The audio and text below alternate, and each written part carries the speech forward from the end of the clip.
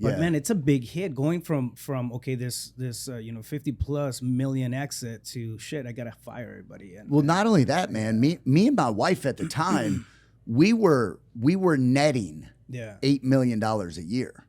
That got shut off overnight.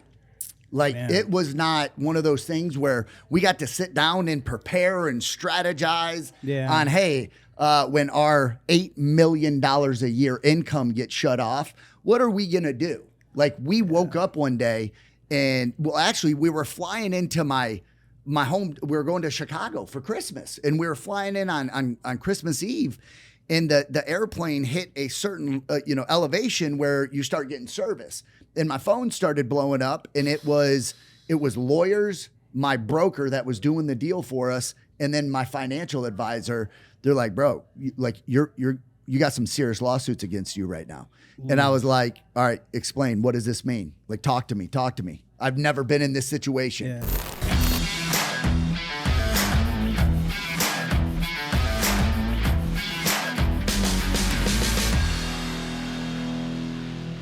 Fam, what's up? Welcome back to the CEO Pulse podcast, where you get the real, the raw, and the mind of entrepreneurship.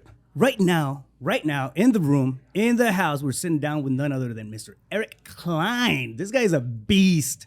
I mean, legit beast. Over 8 million in assignments in under 3 years. You're still tackling one of the hardest marketing channels out there and crushing it. I mean, it's insane, dude. Like, you're doing a lot of business, you're moving a lot of parts. You also have an education side that's growing. Your brand is growing. We just, this is kind of improv. Yeah. And we set up last night, as far as meeting today and having this conversation and just going to town on it. So I'm very honored to have you on the podcast. Welcome to the house, dude. It's your show. Appreciate that, bro. Thanks for having me. It's always an honor to come on and chop it up with guys and just exchange value and give value. So appreciate you having me. Yeah, no. So let's break it down, dude. I mean, right now, you're pretty active on social media. I see your stuff all over the place. And obviously, right, the brand side of things is one of the things that's the most important to us as even as operators, right? Because people see that, okay, we're active, we're doing business out there, and then they want to, okay, let's go hang out with these guys and find out what they're doing. Yeah. You come from the sales background, so before, and I know you had a different vertical before you hopped into real estate and wholesaling, and impressive, even more impressive is that the fact that you're doing a lot of stuff virtual. Like, those assignments are done virtually, right? Yeah, we are 99% virtual, and just coming up on 3 years, I think I've been out to 2 or 3 or 4 homes tops. Yeah. I don't want to go out to these houses. Yeah, me either. Yeah. Not anymore. I went out enough. Yeah. So it's like you got a checklist of the toughest things to do on wholesaling. It was like, I'm gonna crush that, and then went to town on it. Yeah, man. Yeah. So bring me up to speed, dude. How did you get started? How did you find and make a pivot into this space, and what were you doing before then? Yeah. So I'll start with what was I doing before then? Yeah. Right? Because I'm coming up on 15 years of virtual sales, selling stuff over the phone, and the systems and processes to go behind scaling operations. And a decade prior to ever touching the wholesale industry, I owned and operated the largest timeshare exit company in the United States. And I started that from a bedroom, me, my wife, a stack of leads, cold calling. My wife was my appointment setter. And we ended up within 10 years building the largest timeshare exit company in the US. I didn't know how to get somebody out of timeshare the day I picked the phone up and made that first phone call, but I figured it out. And we ended up having a pretty sizable company in South Florida. We had over 150 people in our office, not virtually. These were 150 plus W-2 employees, and we were doing just over $34 million a year in gross sales. We were signing up right at around 600 to 650 timeshare owners a month on getting them out of their contracts. And we, right at the tail end, we're getting ready to go through an exit it was going to be a 9-figure exit. We had a private equity firm that was going to buy 51% of the business for $54 million. And then my wife and I were going to retain 49% of the business. They were going to keep me on for 2 years to make sure the sales Transition out, yeah. stayed stable. And then they were ultimately going to sell again, which we would have got 49% of that second sale. Yeah. So it was going to be a 9-figure exit. We had we had offers anywhere from 147 million to 90. It was like 97 or 90 something million for 100% of the business. But we had a financial advisor and everybody that was saying, hey, you need to take this deal where you retain 49% and try to get a second bite at the apple. So that's ultimately, the deal we ended up signing.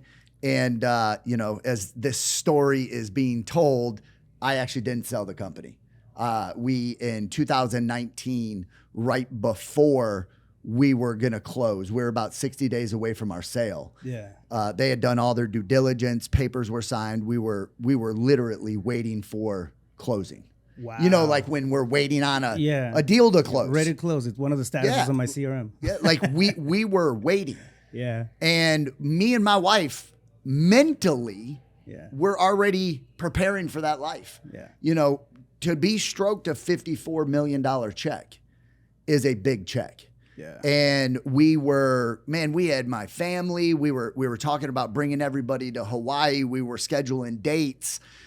We were pulling our kids out of school. Like, dude, we were planning. We had trust set up for when they transferred the money. And we ended up getting hit with 2 massive lawsuits, just frivolous lawsuits. It was Wall Street taking out the little guy. Yeah. And me and my wife being the little guy.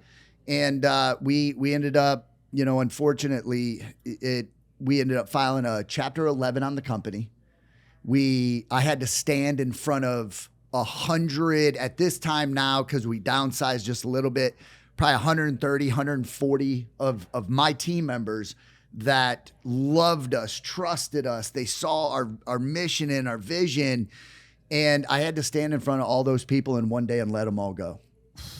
And it was one of the hardest things that I've personally done, man. I had that business longer than I had my son at the time. Yeah.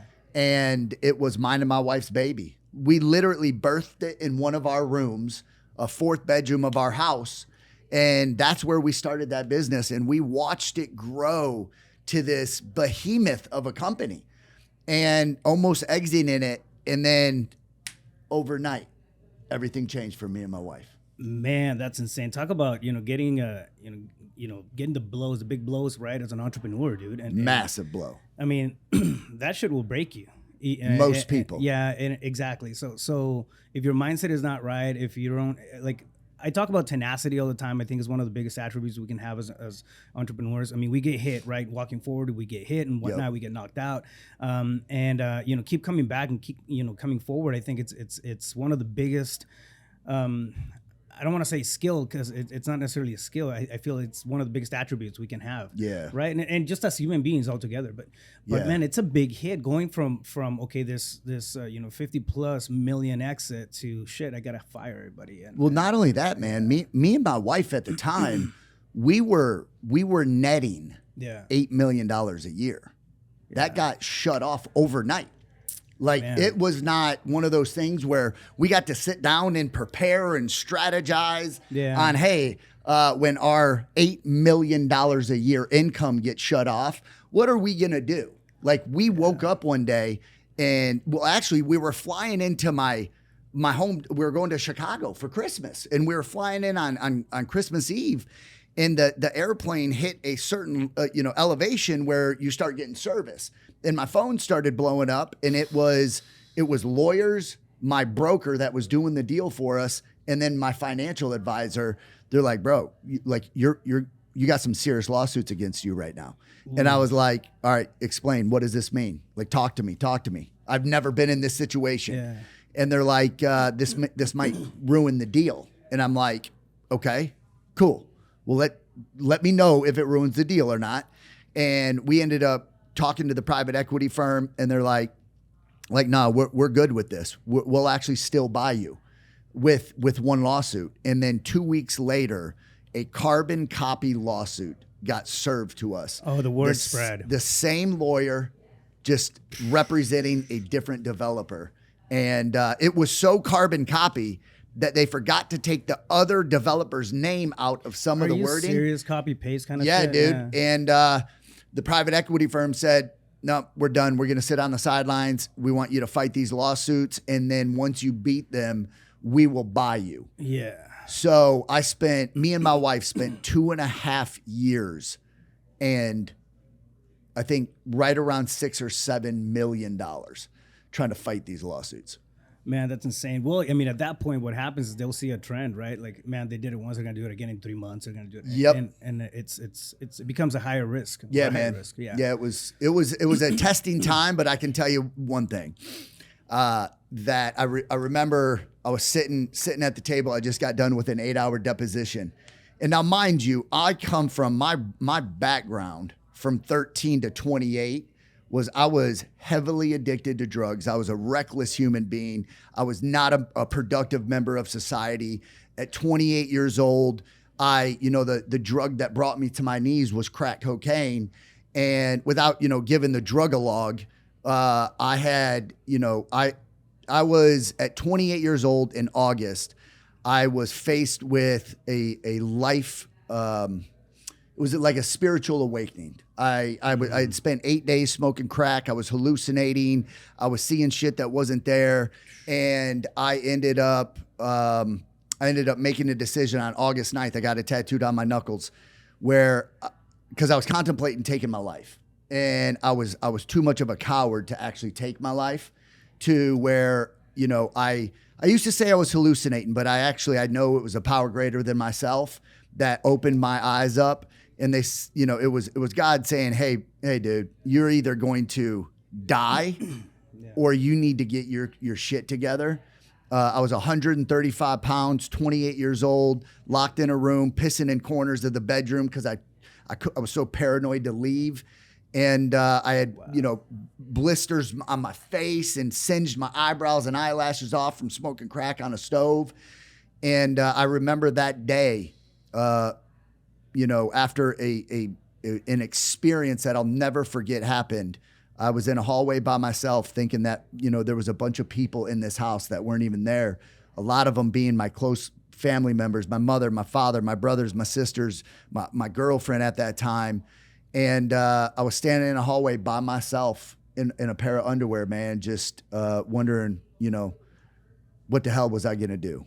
And I have, since that day, this August, I'll have 15 years clean and sober from any mood or mind altering substances. So wow, that's amazing, dude. Yeah. Just cold turkey, cut it out. It wasn't a cold turkey. Definitely wasn't cold turkey. I checked myself into a treatment center, stayed there for 90 days, went into a halfway house for another 6 or 7 months. So like for almost 8-9 months, I was in a structured type living facility at 28 going into 29 years old. And that's ultimately where, when I got into a halfway house, I ended up getting a job in my first call center. And brother, when I tell you I found my new hit, my new drug, that thing that I can't get enough of, it's closing deals over a phone, bro.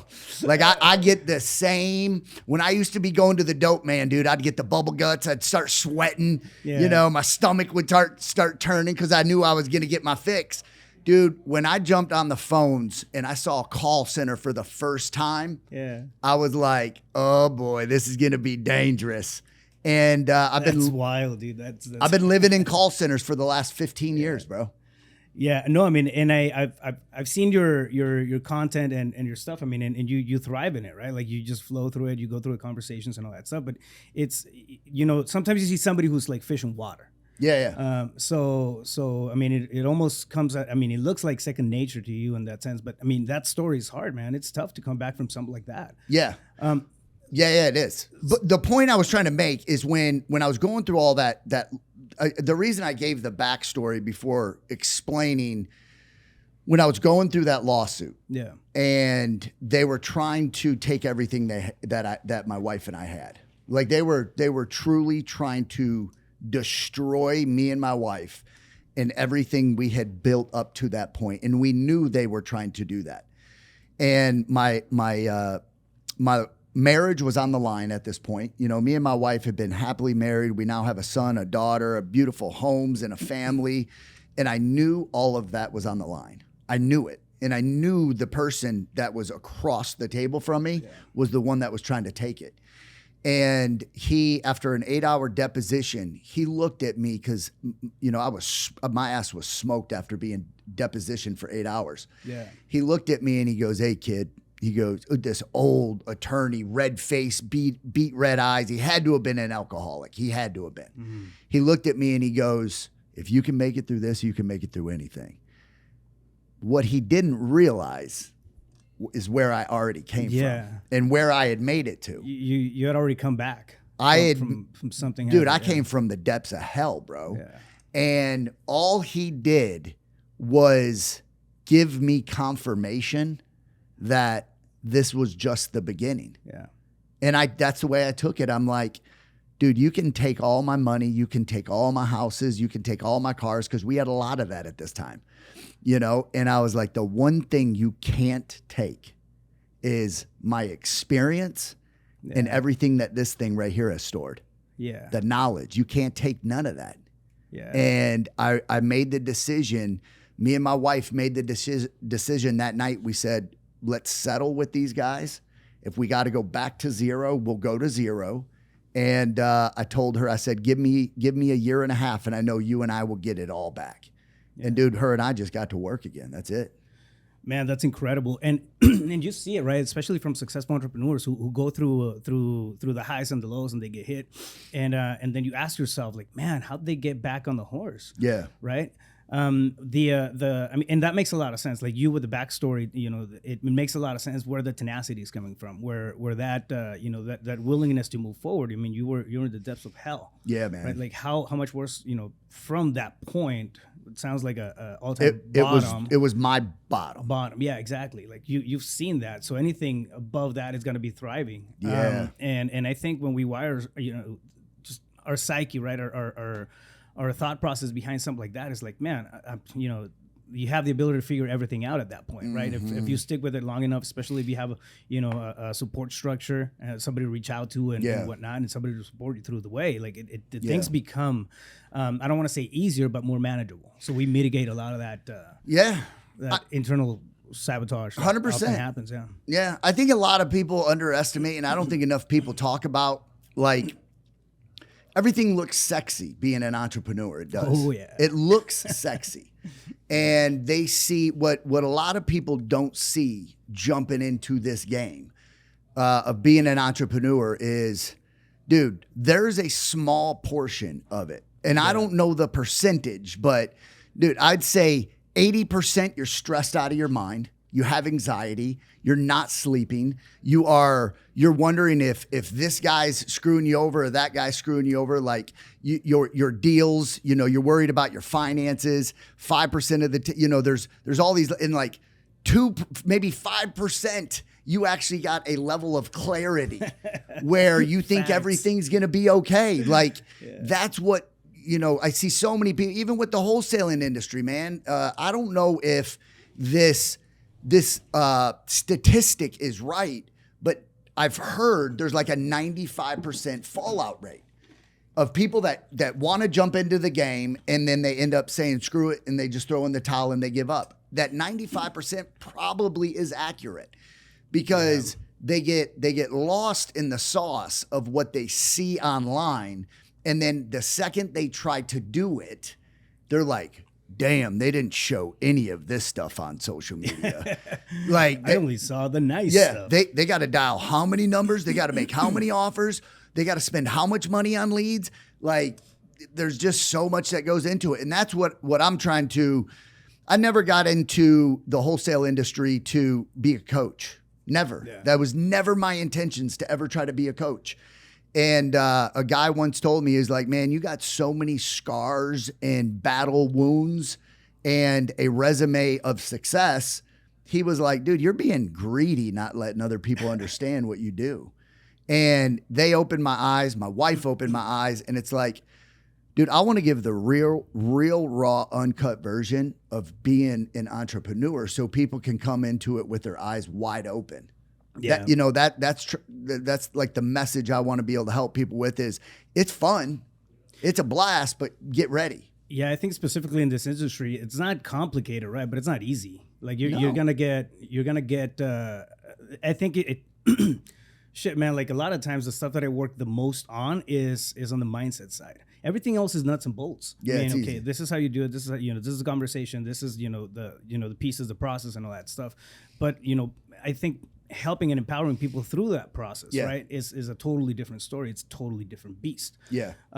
So going back to for example, the way that you've operated. I mean, you build that muscle. You built that thick skin through the years and the adversity, right? Yeah. I see it all the time. People hop in and then how many?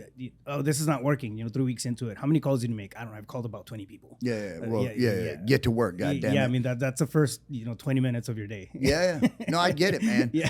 It's this is what I could say.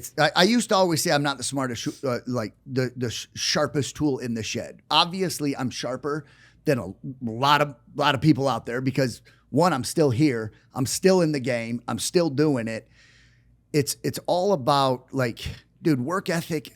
Work ethic goes so far, and I think people underestimate that. Like. Someone just asked me right before we got on this podcast, dude, Eric, it was Pat. He goes, or no, I forgot who said it. They go, you're not a tech guy, are you? No, I'm not. I'm not a tech guy, but I can tell you what I am, dude. I'm a fucking workhorse. Yeah. I'm a workhorse. I understand sales at a level that, most people don't understand it at. And I can get into the trenches. Right now, if we ended this podcast and I had to start from scratch, I have no problem putting a headset on my head, sitting in front of a computer, and grinding my balls off until I had some money in the account. Yeah, it's never once you're wired like that, man. It's never square one. No, it's never square one. So. Yeah. So that's all. I mean, that's incredible, and that makes a lot of sense as far as like the the push that you have behind everything, right? And then you're intense, dude. You have that energy. Like you walk into a room, it's like, oh shit, like I feel his intensity. Like this guy is like, yeah, it's real too. It ain't drug driven today. It's just like high on life and cold calling. Yeah. So let's switch gears a little bit here. Tell me a little bit about like the way that your operation is running. You're doing crazy numbers. Yeah. You're crushing it again in one of the hardest or toughest, I think, marketing vehicles out there. I mean, there's a lot of shit going on with compliance. We just had a really good, I think a 4 or 5 hour session on compliance at one of the masterminds. I mean, the family mastermind, and we were breaking this whole thing down, and it's like everything's getting tighter and tighter and tighter. Yet you're still thriving in that space. So that's one thing that I want to ask you about, and then just the overall, way that you run the deal from your operation, from culture to kind of setting up the process and your thought process, more importantly, behind the entire thing. Yeah, awesome. Let's start with let's set the stage of. I didn't know anything about real estate jumping into the wholesale industry. And I've never once said I was getting into the real estate industry. All I was simply doing is taking all of my systems and processes that I had from my last company, and I was dropping a different lead in the bucket. That's what I was doing. I look at it as the model, what lead is going to go into that model. Yeah. So my first 12 months in the wholesaling industry, from the day I put a headset on my head, I did $2.6 million. I netted at 58%, which is $1.5 million. And then we come to today, which I'm just coming up on 3 years, done over 8 million, 400 and something deals. And again, all of it's virtually. So then let's go to building it. I started off with cold callers, again, day one. I didn't run PPC. And what I realized, I started immediately when I came into this industry, I went to a couple masterminds because I wanted to understand the competition. I really did. Yeah. And the industry I came from, you didn't break bread with your competition. Yeah. You wanted to crush your competition. I think it's a us thing for now, dude. Like, not a lot of industries out there are doing it. They had seminars, but not collaborative masterminds and stuff. No, I've never seen what goes on in this space, but it opened my eyes. I was like, I started going to some masterminds, joined some groups, and I was like, okay, I was like, my biggest hurdle in this space is none of these guys understand sales. And I felt strongly about that. I felt the guys that were teaching it didn't know what they were teaching. They had never, you could tell the message they were giving, they had never scaled a team. Like you put 3, 4, 5 guys on the phones, I don't think that's you got a small baby team. But I had over 100 people on the phones cranking out millions of dollars a month. You have to have a tight process. So when I started going to these meetups, I was like, all right, the biggest hurdle that I have is all of these amateurs that are calling these homeowners.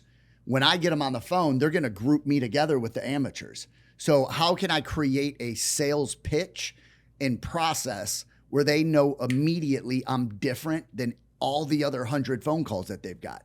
So I spent a lot of time before I ever picked the phone up.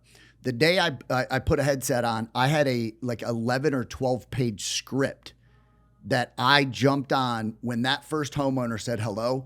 I had a script I was going off of. So, and that's how we've built my team and scaled to get the consistency that we have. Is my team is all saying the same thing. Their intro is the same. The way they do their fact find is the same. The way they walk through the property is the same. We put the seller on multiple holds, seeing if their property qualifies. I have systematized our sales process where I know now that I've built a team that every one of my acquisition managers today, if they get a PPC lead because they all follow my sales process, every 10 PPC leads spits us out of contract. Yeah. For every 21 to 31 leads for cold calling, 21 at the absolute best we've ever done.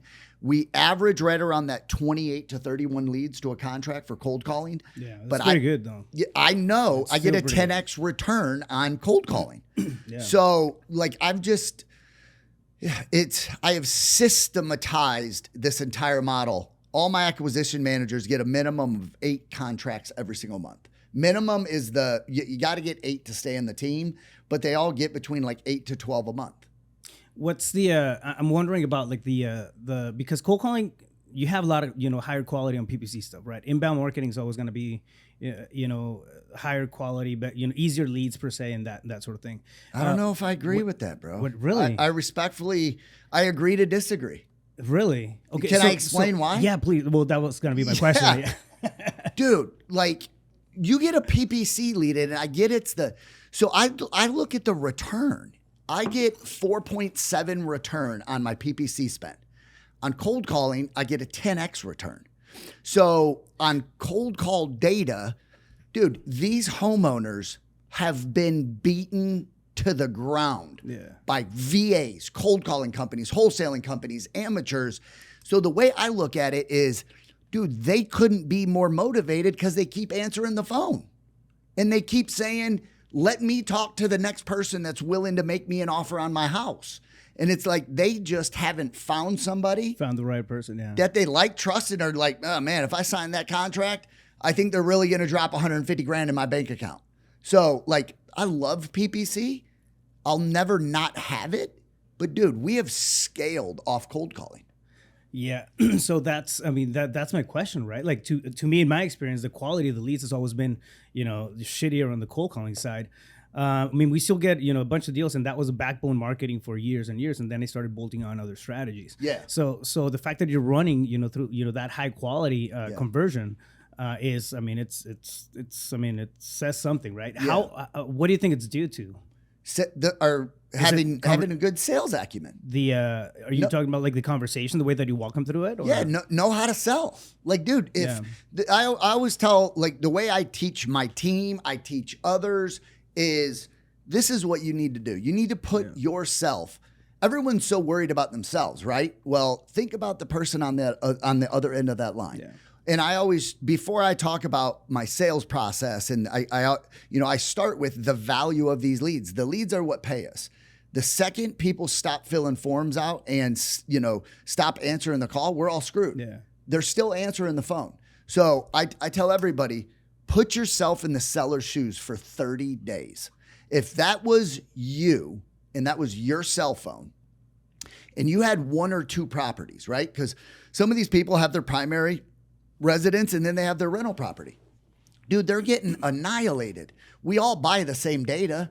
We're all calling the same homes. Yeah. It's not like there's a special, there's no special list. Their addresses we're all buying.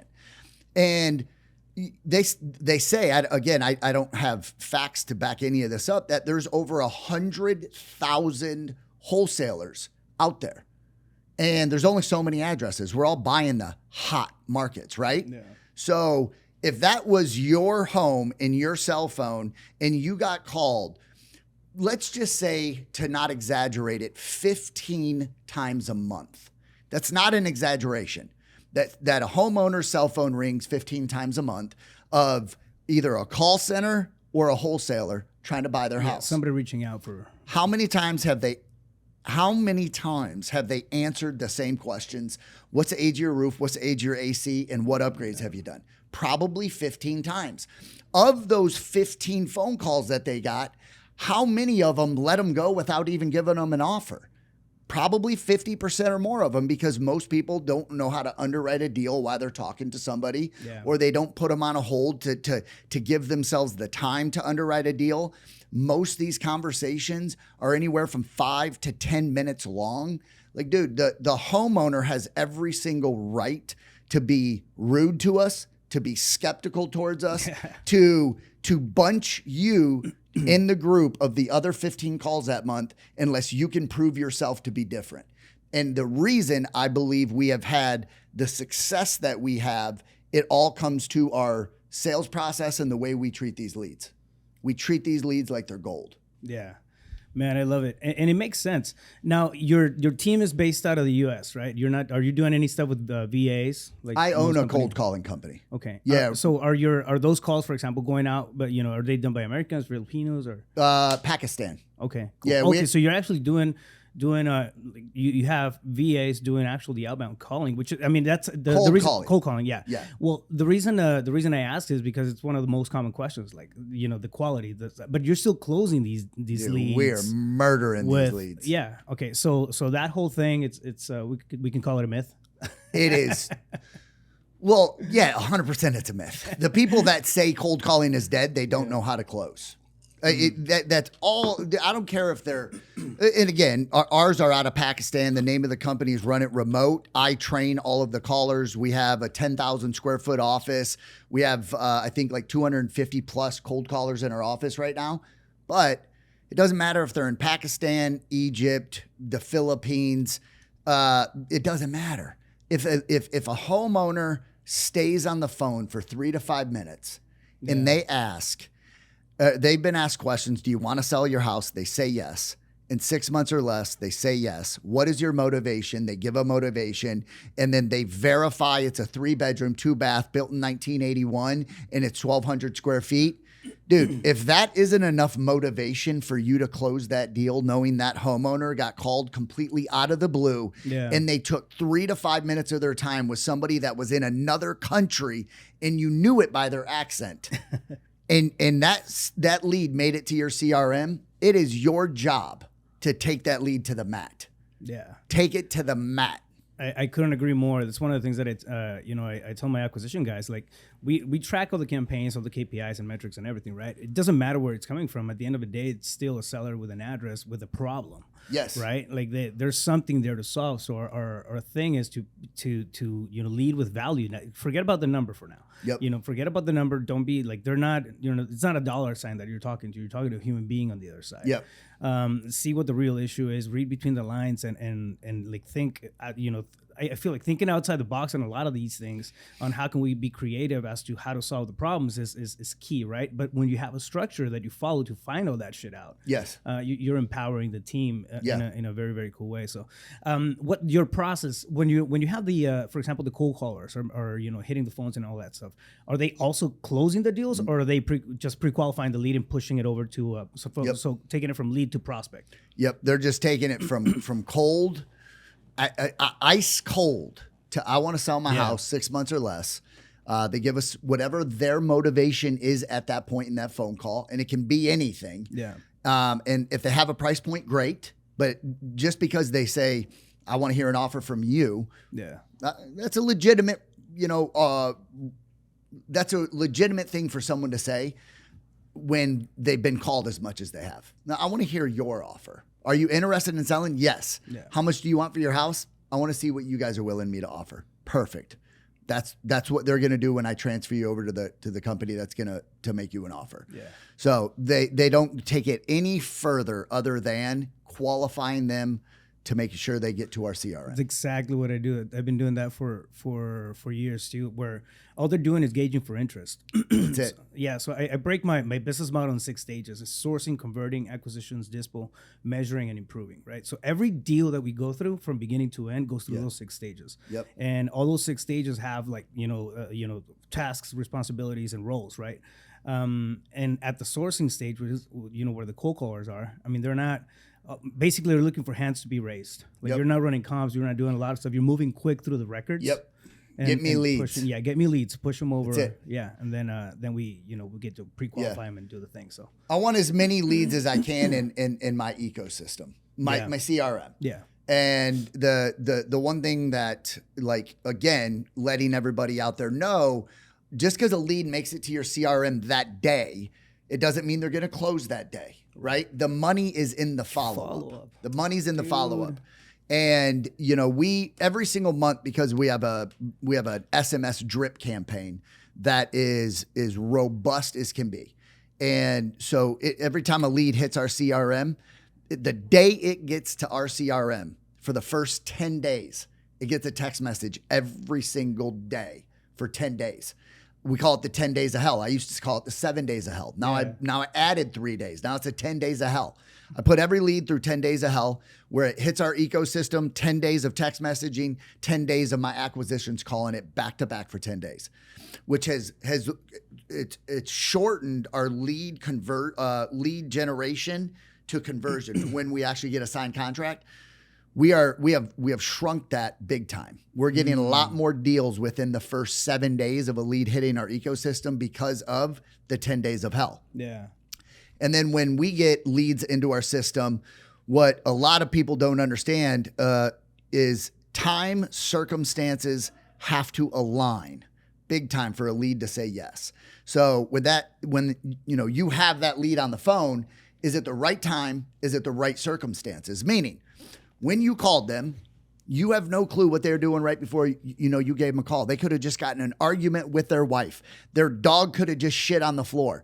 They could have gotten 3 knocks on their door from 3 different solar and roofing companies, and they're just not in the right headspace. Yeah. So just you got to understand, just because they weren't interested today doesn't mean 3 days from now, 30 days from now, or 60 days from now, they're not saying, all right, now it's the time. Now it's the circumstances. I got good energy today. I'm ready to take a phone call. And they'll express it too. I mean, I think you're spot on with that too. I mean, they can be total assholes. Yes. And be just the meanest person in the world to you.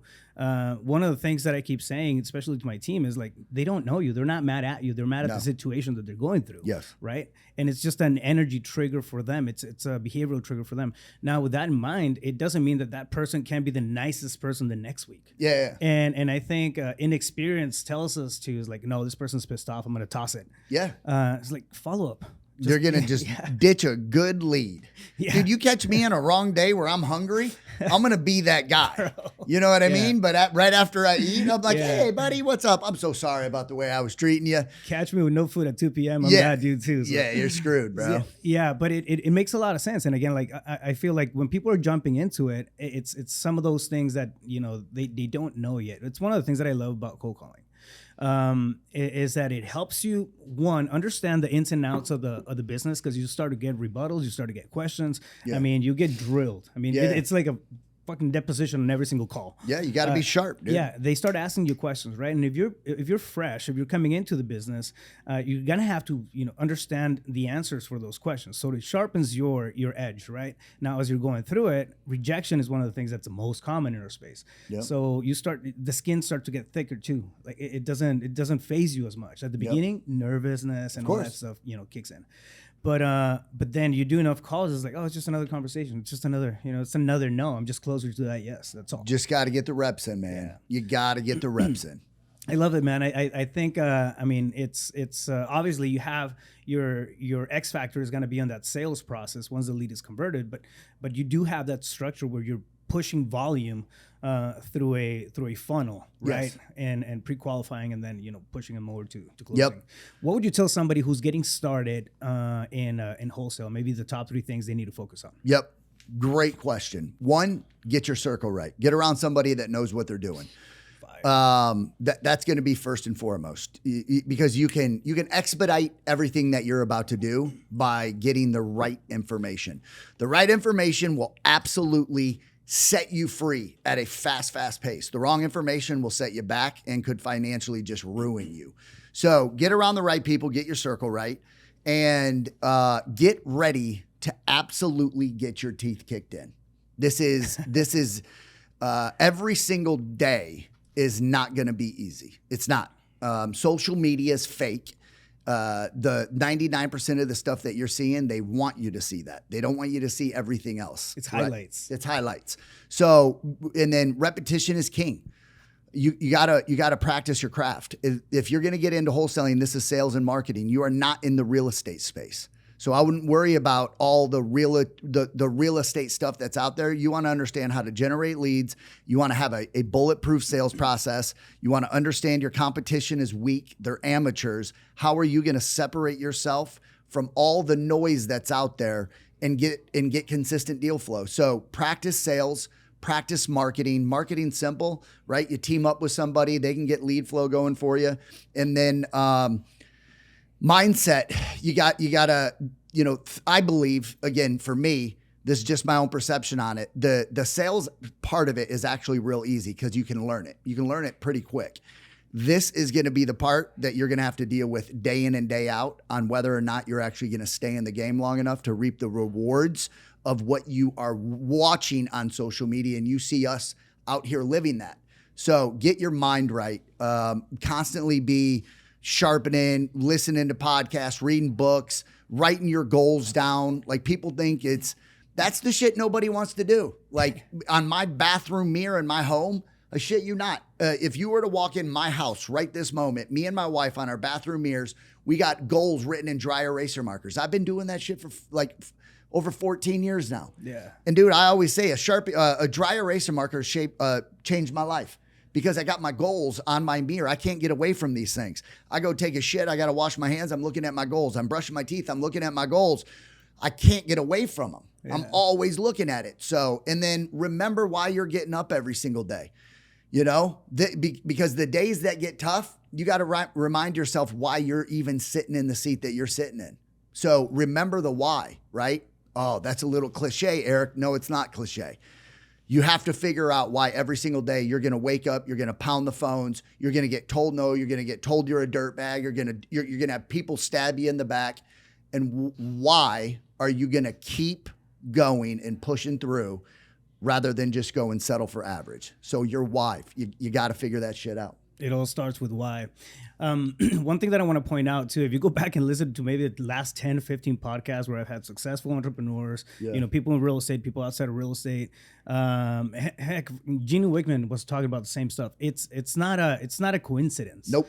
Right? Like writing out your goals, your and just, keeping it top of mind, staying aware of the path that you're going on, the path that you're taking on, and why you're doing it matters. Yeah. It's not necessarily sexy. It sometimes especially if you're a producer, like it feels like it's a waste of time, but it's really not. Dude, if someone were to really put a camera on my life is waking up, going on a walk with my wife. We come back, eat breakfast. We eat breakfast as a family.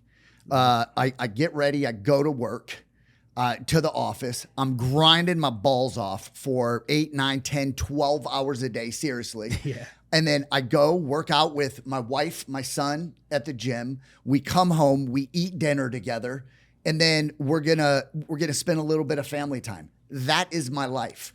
Day in and day out. I'm not out popping bottles. I'm not out hanging at bars and clubs. I don't drink. I don't do drugs. Like, dude, I live a very simple life, but we live a good life. Yeah. We live a good life, man, of peace. Me and my wife are aligned, for years. Her and I were trying to figure out, like, when you're married to a guy like me and guys like you, right? Dude, we are drivers. We're hunters. And my wife, for the longest time, we were trying to figure out, like, our roles in our marriage and in business, because we're business partners as well. And man, my wife is my ride or die. She's been with me since day one. She's sitting right outside the other side of this wall that we're sitting on. And I wouldn't be where I'm at today without having her next to me, not behind me, right next to me, and helping us see this vision through. That's beautiful, man. I mean, it says something, right, about the type of life that you're living, and it's not an accident. It doesn't happen just by itself. We have to be intentional about that kind of 100%. From the relationship aspect to the way that we're building the business. Is it going to allow me to live that lifestyle that I want to live, right? Yeah. Because we can have all the money in the world, but if we're not enjoying it with the people that we love, and we end up the day just feeling lonely and crushed and just waiting for that next deal because it's the high. Yep. We're right back on that. Yep. What do you call it? The hamster wheel. Yeah, the hamster wheel. And I mean, have we done anything to really improve the quality of life? Yeah. Maybe materially, but outside of that, it's important to sit with yourself, understand what your personal goals are, understand the type of life that you want to live, and then craft the business to be a vehicle for that, right? Yep. As opposed to the other way around. Yeah. Dude, incredible conversation. I'm taking a whole bunch of. I'm rewatching this episode a couple of times, taking notes. But yeah, man, it's great to have in the podcast. You said something really, really cool that I think was to me just took me back years. One of my first mentors was Sean Terry. I ran acquisitions for Sean for 3 years, right? That's kind of where I got my I like Sean. My sword sharpened, and we would go back to the drawing board, ops meetings and all that stuff. I'd go out and hit 25 appointments in person a week, and it was just wild. Did that for a span of 3 years, and it helped me a lot. And one of the biggest pieces of advice that I got from Sean at the time was, we're not a real estate. We're a marketing company. It's marketing and sales through and through. Bro. Marketing and sales. Understand how to keep that flow and that funnel alive, right? Yep. So take that, and then the commodity ends up being real estate, but the strategy is the marketing and sales. So just wrapping my head around that. And as I'm trying to automate the business and step out of it as an owner, it made a huge difference. So, dude, we have I got an office in Raleigh, North Carolina. I personally have not closed a deal. Like I'm not on the phones right now. If I had to get on and jump and TO a deal for my team, I would. But if I opened up my CRM right now, I bet you. Well, last month we did 43 contracts for a projected profit of over $2 million.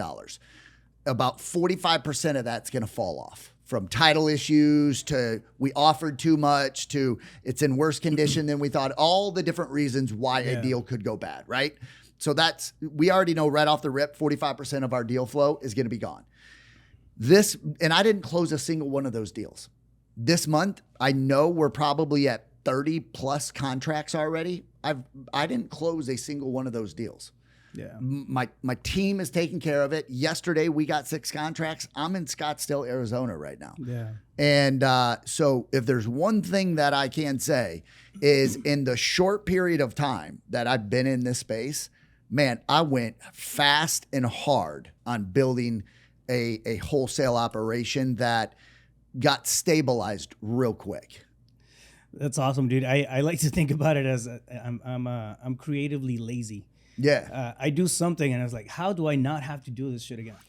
Well, that wasn't even the reason I was doing it. Like I just jumped in and I knew I wanted, my goal was to try and get it to the numbers I had my last business, which was right around that 30 million mark, and try and sell it. Yeah. But I'm like, all right, this is going to take way longer than I thought to get a wholesale company up to that 30 million. Yeah. Let us get it to like that 5-6 mark and just stabilize it.